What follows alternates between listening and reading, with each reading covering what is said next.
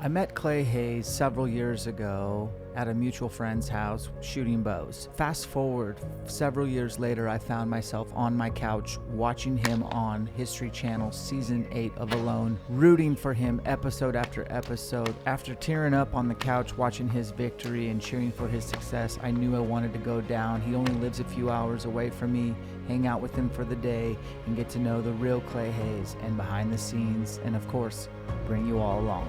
It's time to go home, mate. You've outlasted everyone. Oh, I'm coming home, baby. I'm coming home.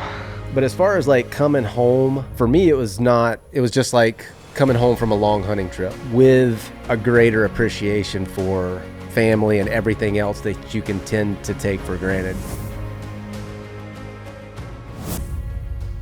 TD, Tyler Denham. We're headed to go see a special guest, bring him to the channel today. Some of you are gonna know him. He's a big deal in my eyes, and he's a bow hunter. Guys, welcome. We are in Kendrick, Idaho, kind of. We're out in the boonies, and we're gonna go hang out with Clay Hayes. He's got a YouTube channel, but more importantly, he won, I think, season 8 or 9 of Alone. He's a totally cool dude. I've met him before. Want to hang out with him and share his story. Bring you guys along. Let's go. Hey guys, we've made it to Kendrick, Idaho. The dude, Clay Hayes. I met you like a couple years ago? It's been, several years. Yeah, but since then, you've been doing some cool stuff. Been really proud of you. We'll get into that. We're going to podcast today and really just invade a space. I want to kind of get behind the scenes of like your lifestyle. Okay. I think it's pretty cool what you do. But you're a bow hunter. Absolutely. Like a real one. I try. Versus me, who like runs around with training wheels, compound guys. Hey, whatever makes you happy, man. The sticks make me happy. That's good. No, we'll get into that. So since, we've been a few years. We got a mutual friend, Joel Turner. Yep. Shout out to Joel. Boy, his son's pretty freaking good at archery. Have you seen that? I have, yeah. I've been tracking them. They've been tearing it up. Unbelievable. But yeah, we met at a buddy's house. His name's Richard Cote. So Richard, what's up? He's another badass bow hunter. But since then, you've been on the grind, man. So let's talk about YouTube. Okay. YouTube is an interesting platform. That's my work. I go and make videos about whatever I happen to be interested in at that day, and then I come back and edit it. Don't sell me. In fact, try to sell me on not doing the kind of work you do for a living. Like, what's all the stuff that maybe makes you pause and question what the hell are you even doing? The comments section on YouTube is like a free-for-all. You know, anybody can post anything up there, and it's like that across social media. Most of my comments are really good. Every now and then you get somebody that's just like venting or being unreasonable or whatever. I just ignore those. You could take those things to heart, I guess, and like allow people to like run you down. I just choose to ignore them, and I picture them as just some sad person that needs this outlet in some way. As far as like why not to do this, it is a hustle. I mean, you got to stay on top of it. It's not like you can't slack off and still get a paycheck. You know, I have to continuously put out content, which is fine for me because I do the things that I want to do anyway. I'm just documenting my life and putting it on YouTube. It's a cool medium because you can put whatever you want out there for the free world to see, and it's pretty much free for them to be entertained or educated or annoyed with you. Yeah, and there's all of the above. So what is it about YouTube that you like? YouTube allows us to, it gives us the freedom to live the life that we want to live. I mean, when I put out my first YouTube video, I had no intention of ever making a living doing that. Like, it never even crossed my mind. I just did it because I like the creative aspect of making the videos. I was teaching, like my first videos were about bow building. And I like teaching people about it. I was good at teaching people about it. And then, YouTube gave me a platform to do that. And so I started uploading videos on bow building, a single annual growth ring, and that's gonna be the back of the bow. You want that growth ring to be the same from top to bottom so that there's no overlapping like that. Because if you get that type of thing going on and you're put it under tension, it can lift a splinter. Then started doing some traditional bow hunting type stuff, uploading that. Got hooked up with BHA and did an educational series for those guys. Really? Called Backcountry College. It's still up there on their YouTube channel. You can look that up. And it just kind of started growing from there. So this whole time I'm working full time for Fish and Game as a wildlife biologist. And in 2017, it had gotten to the point, I can't remember how many subscribers I had, but it had gotten to the point where I was making fair money on like the YouTube stuff. I wasn't making a lot of money on like ad revenue type stuff, but there was a lot of stuff around YouTube that I was making fairly good money at. And I was spending about 5% of my time doing it. And so I thought, like, that's what I really want to be doing. Maybe I should flip those around. If I spent 95% of my time doing this YouTube type stuff, I know I can make it. November of 2017, I walked into my supervisor's office, gave my 2 weeks notice, and 2 weeks later I walked out the doors and I was unemployed. It was the best decision I ever made. Closing in on 100 days of being away from my family, and that's not fun. Toughest part has always been not a word from them, nothing. Any motivation to win the money, or was it always just about the experience? I never thought about the money at all. And I've said it before, I would have done it had there not been any money. I would have done it just for the challenge of seeing if I could do it, because it's something that it's like the ultimate challenge, you know, for skills that I've tried to develop my whole life. That's a really nice clean piece of Osage. There's no, so this, all this sapwood on this Osage is going to come off.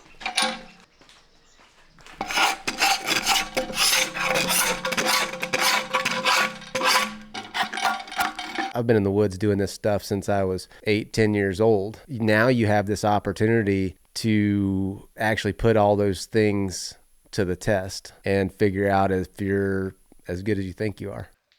I hope that inspires people, because I do get a lot of messages. I'm sure you do as well. Like, there's a lot of unhappy people in dead-end jobs that don't have any fulfillment. Maybe it's a good paycheck, but you and I both know it ain't about the money. I mean, I think you got to be okay with taking risks, because it is a huge risk. That certainty that of a paycheck going into direct deposit, the security of having insurance and all of that stuff, like, it's a very comfortable, secure thing. And when you like go away from all that stuff, you're out in the freaking Wild West. I mean, it's all up to you to make it, but big risks, big rewards. That's cool, man. Yeah, and you're passionate about the bow, and that's never wavered. Yeah. Which, you know, is cool, because there's always a possibility of becoming a sellout. And people sniff that shit out, right? Like, I'd say audiences are, like, I always tell anyone who helps me on my channel, you say one thing inaccurate, it's going to show up. Like, they're going, like, you can't pull the wool over any YouTube viewers. Like, they're really smart. They're sharp. And they're actually hoping you make a mistake. They want to point that out. But, yeah, so you got to be authentic. You got to be yourself. ElkShape, similar story, side hustle for sure since 2013. But I do remember the day where I was like, I think I'm just going to try to do, like, I'm spending 5% of my time on ElkShape, and it's kind of like blossoming, and I really like it.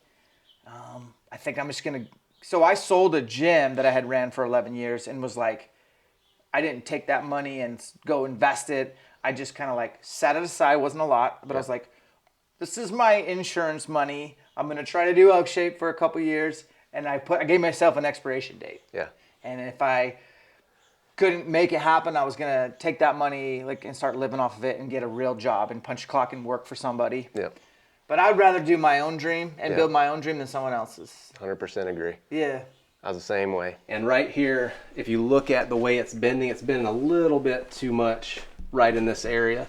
And so what I would do is take wood off of everywhere other than this weak spot to make everything match and bend evenly. You can kind of see the overall bend, and then you can see that this part is bending more, and then you can focus on that part.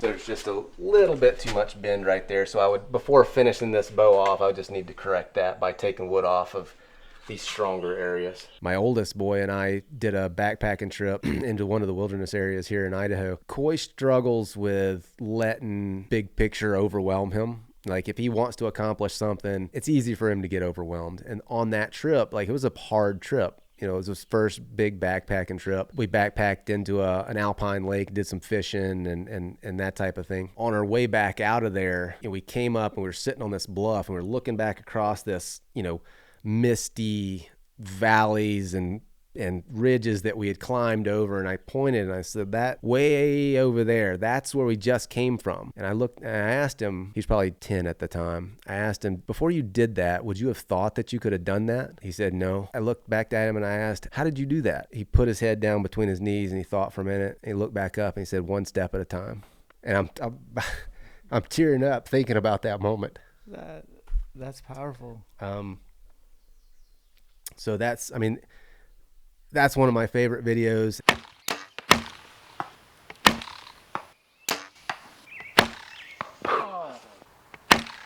Just in the first joint. Yep. Slide that up until your tab just touches the bottom of that bottom knock, and that's going to be your string set or your hook. You're going to come back to full draw, and you're not going to overdraw this bow. No doubt. Your anchor, you're just going to have to find whatever anchor works good for you. Where you can you're probably going to need to turn your hat backwards. I put my index finger on that bone right there. Yep. And then my other anchor is just my back tension. Like, I can't rotate any farther without like pushing this shoulder into the string, Yeah, this is real bow hunting right here. There you go. It's a whole new world. It's a whole new anchoring. It's a whole like I don't know how to be robotic with it, right? Like I can't. I got no continuity. I'm like, each one of those felt different. So that comes Yeah. like it's easy for me to understand new shooters when I try to shoot left-handed because I don't have any of that feel. I have to go way down in bow weight. Yeah. But if I get like a 30-pound bow and I try to shoot it left-handed, like I don't know what back tension feels like left-handed. Yeah. With shooting like this, it's just like thunk. It's like in there. Yep. And it's just, I know what it feels like. With this, it's like, I don't know if I'm in alignment or not or what, but that's probably what you're experiencing right now. But you just keep shooting and you'll eventually get there. Yeah, no, it definitely feels pure. Like it's a pretty cool experience, honestly. What's it going, 150 feet a second, 160? With these arrows, probably mid 160s. It's pretty cool. Tyler, come get you some. But once you hit your anchor, just get into that. You want your forearm to be in line with that arrow as best you can. Bam, freaking killers.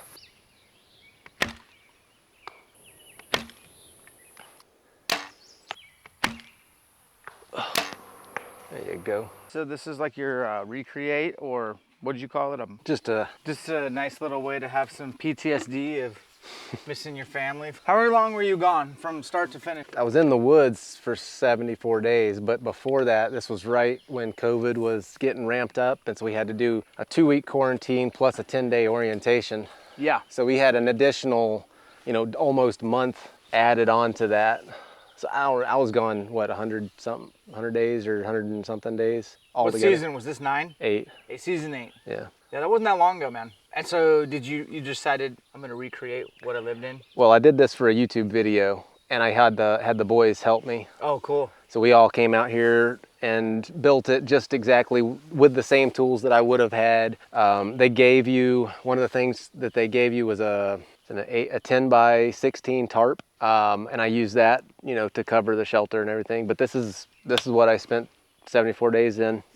So this would have been covered with a tarp, and so you wouldn't have been able to see all this stuff. But it's a small, it's less than 6 feet wide, tall enough to stand up comfortably. I wanted something where I could get off the ground.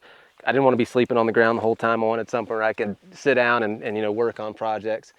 Had my little fireplace in here, had a Dutch oven as one of my 10 items, and so I would cook rabbits, grouse, whatever I had in that Dutch oven, and sit here and work on carvings or whatever. Spent a lot of time in this little shelter. Had a piece of sinew, this is sinew on the back, by the way. Okay. Had a piece of sinew right here delaminate, and it caused the bow to take on a weird shape. The tiller got all messed up. So here recently, stripped all the old sinew off and then redid it. This is a piece of just back sinew off of an elk. So I just took that sinew, scraped all the meat and fat off, slapped it right on there, waiting for this to dry, and I'll grind it down. How long does it take to dry? A couple weeks. Okay. It's probably ready right now. It's been a little while since I redid it. But then I'll put snakeskin over it, and it'll end up looking more like this one, which is probably what I'll end up hunting with this year. Okay, so where did the snake come from? Roadkill. Here, around here? Yeah. There's rattlesnakes right there in the Canyon Pacific. Okay. Diamondbacks. Everywhere I go in Idaho, I run into snakes. They're everywhere. So if you get down to the, Let's geek out. dividing things, people will call you, like if you called this a self bow, people would call you out on it because it's a self bow. If you hear that term, means self-backed. There's no additional backing on it. Okay. So this is just a piece of wood. Gotcha. This is a self bow. Okay. This is a wooden bow, but it's actually a composite because it has sinew on the back of it. And the sinew, the reason I put sinew on the back is, when a bow is drawn and shot, it has to subjected to both tension on the back and compression on the belly. Yep. The belly of the bow being what faces you. And so sinew is very good at withstanding tension. That's what it does in the body. Okay. The belly side back here on this Osage, Osage is a very compression resistant wood. And so those two materials, when you put them together, they make a very good bow. Nice little pair. This is Pacific Yew right here, and you see there's two different shades of wood here. Yes. There's the heartwood, which is the darker wood on the belly, and then the sapwood on the back. It just so happens that in Pacific Yew, the sapwood is very good at tension. Okay. It sucks in compression. Right. But the belly wood is good in compression, so you've got basically a natural composite bow here that's pre-made in the tree. So to do a self bow, it's got to be the right wood. The two top tier bow woods are Pacific Yew and Osage Orange. Okay. But I mean, there's other woods, like this is hickory, and hickory on its own doesn't make a very good self bow because it's not very good in compression. Yeah. It's great in tension, like you can't break the stuff.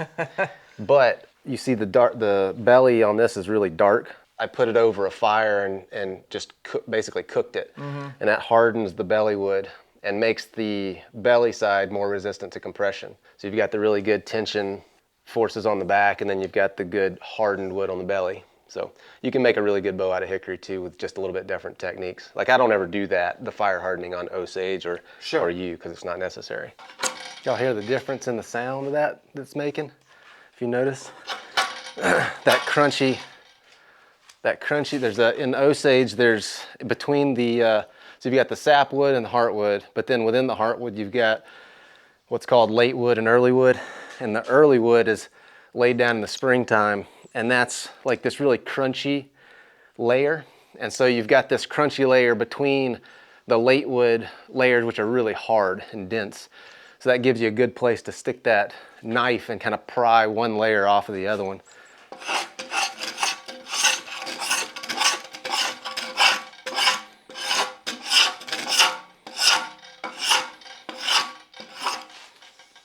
With this stave being as clean and straight as it is, if I really hustled, I could probably have a bow shooting.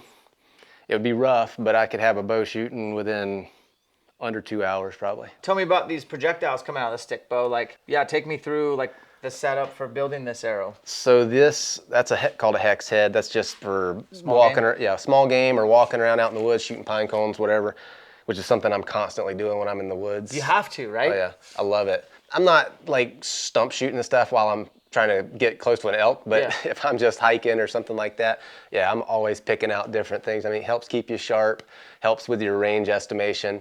And like for me, when I shoot, I don't know what the exact distance is. It's not important for me to know what the exact distance is. It's just important for me to know what it looks like at that distance. You know, what my sight picture. Exactly. Yep. And so, constantly going around shooting stuff just keeps that. This is your rangefinder. Exactly. Okay. So that's that. These arrows were actually made by Andy over at Addictive Archery. Addictive Archery. Yeah, he's I call him the Rain Man of arrows. You can ask him any question about arrows, and he just rattles off numbers. I doubt I'll elk hunt with these heads. I got these for pigs down in Florida. They're pretty wide. That's pretty wide. Yeah. It's a double bevel. Yep. It's the ones that I typically hunt with are these tough heads right there. They're single bevel, pretty narrow, long. More of that. Well, those are grizzlies right there. I got freaking broadheads everywhere. It's a cut-on contact, single bevel. Yeah. That 3-to-1 ratio. Yep. Okay, that makes sense. Like What's the weight of your arrow? 650. 650. And what do you do on the back end? These are 4.5-inch fletchings, probably 1/2 inch. Got some helical in there. Yep, Doug fir.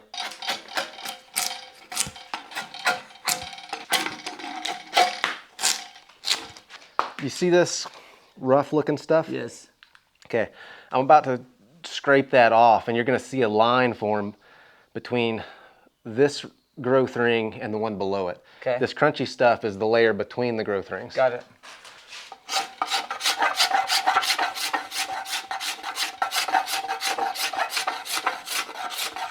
Can you see the line? Yep. Okay, you've got one growth ring here, and then you've got the next one on top Yeah. of it. We're trying to take this one off of this one. Yep. Using that crunchy layer as that guide to separate this from this. You don't want to get down into this one, because if you break this one, then you have to go to the next one, all the way up and down it. Oh, yeah. So stay back up on that peak. There you go. If you watch right here, I'm gonna pop this little piece off. Okay.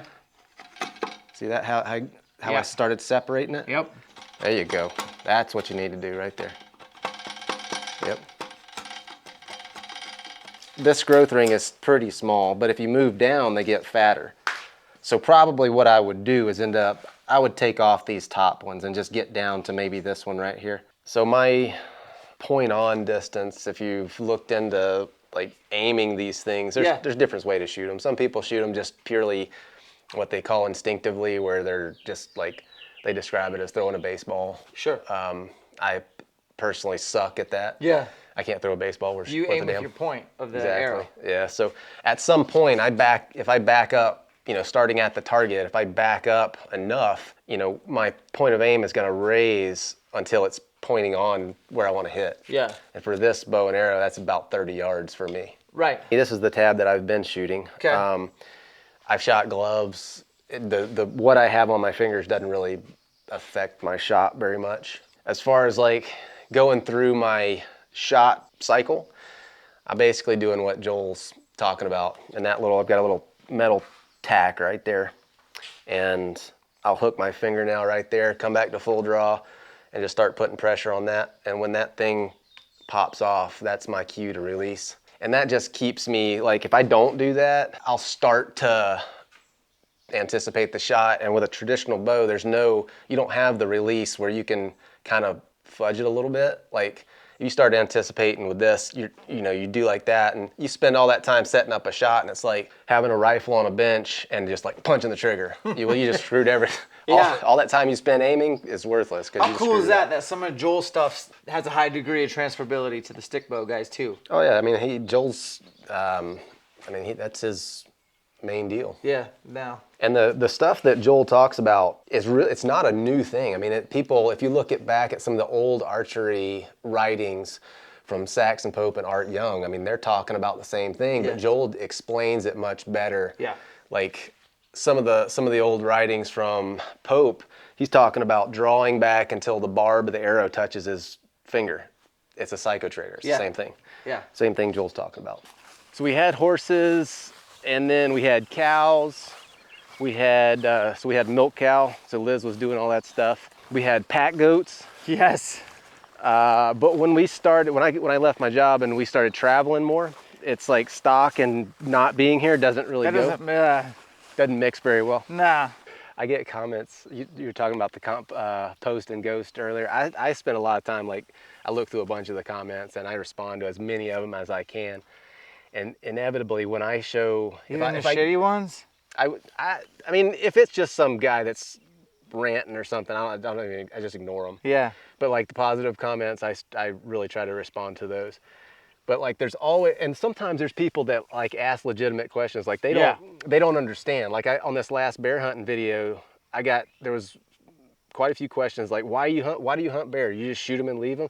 It's like, no, then you take the time to explain, no, like bear meat is actually really good to eat. Yeah. And so that's why we're out here doing this. But as far as the trees go, like every time I make a bow building video or something that shows me out in the woods cutting down a tree, I always get comments about, from people that must live in some like heavily, populated area where there's just not a lot of trees, because they're always like on me about cutting trees down. I'm like, you should like pull yourself out of your little world for just a minute and look around, because there's a bazillion trees here, and I've planted thousands of them. You have. Like these are only about 3 years old. Really? And the ones that are in the shelter belt are 10 years old, and these are doing so much better because the deer bypass this. They walk the fence line around and they browse everything. Yes. So just a little bit of browse pressure.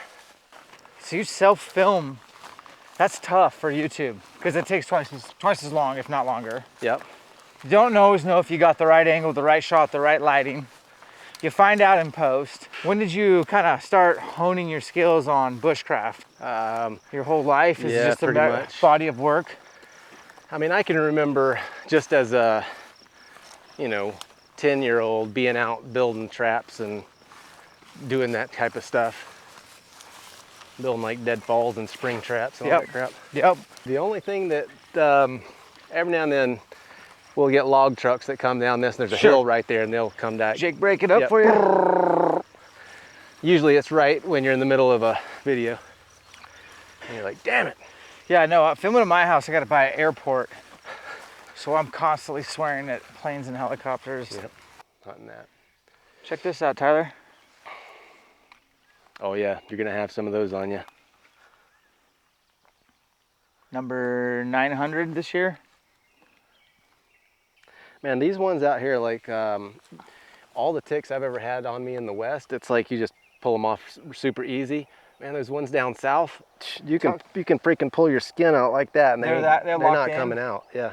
All right, my name is Liz Hayes. I'm the wife of Clay. I just got back from town to get more jars because we are in the middle of butchering pigs, and part of that, I like to smoke a pig and then can the meat. And of course, I was out of jars, so we just made the 2-hour round trip to get more jars. We're gonna take these to the porch, get the smoker going again, and then get this started. We started this pig earlier and then we ran out of pellets, so I just got back from that. This has been going for a couple hours. I'll probably smoke this for like 12 hours, and then I'll put it in a big roaster and then just make it so it falls off the bone, and then I'll pull all the meat off the bone, and then I'll use the juice from the pig that was in the roaster and put it into the cans. So we pretty much live off the land. We either hunt or grow the vegetables in my garden, or we raise animals here on the farm as to what we eat. This little building behind me is where I keep all my canned foods. This is the house to our pump, so it absolutely cannot freeze. So everything that I'm worried about freezing goes into this little building. It is packed full of food. It's like my only grocery store. So when I get ready to go grocery shopping, I just come in here and get all the ingredients I need, and I'm able to make a home cooked meal. So this here is all canned meat. We can a lot of meat because we only have one freezer, and we kill, several elk, deer a year, and then we just put up 3 pigs plus vegetables from my garden, and so we don't have enough room in there. So we can a lot of meat. This is canned elk. It's fabulous. All you have to do is just open this up and add to your ingredients. Fajitas, you can use this as stew meat, roast, put it over potatoes with gravy, rice. You can mix it with eggs in the morning. It's fabulous. And then this is pork we did last year. Lard, we always have cooking lard from our, we melt the fat from the pigs down, and that gives us lard. But this is our own little grocery store. It's a lot of work to put all this stuff up, but that's what my channel's about. I teach you how to do this stuff, how we live off the land, some really fun things, about how we do our day-to-day life, fun trips that we take on, and, all that. On top of teaching all this, it will make great memories for our kids one day to see all the adventures that we went on. My channel is called, it's just Liz Hayes, not the Aussie Reporter. You'll have to scroll down a little bit, but you can find me there. And I'm also on Instagram at Life Like Lizzie over there. The man, Clay Hayes, thank you so much. Hospitality, just the lifestyle you live. I think a lot of people look up to that. I know I do. Proud of you. He doesn't know what day of week it is. His kids are homeschooled. He's got ducks.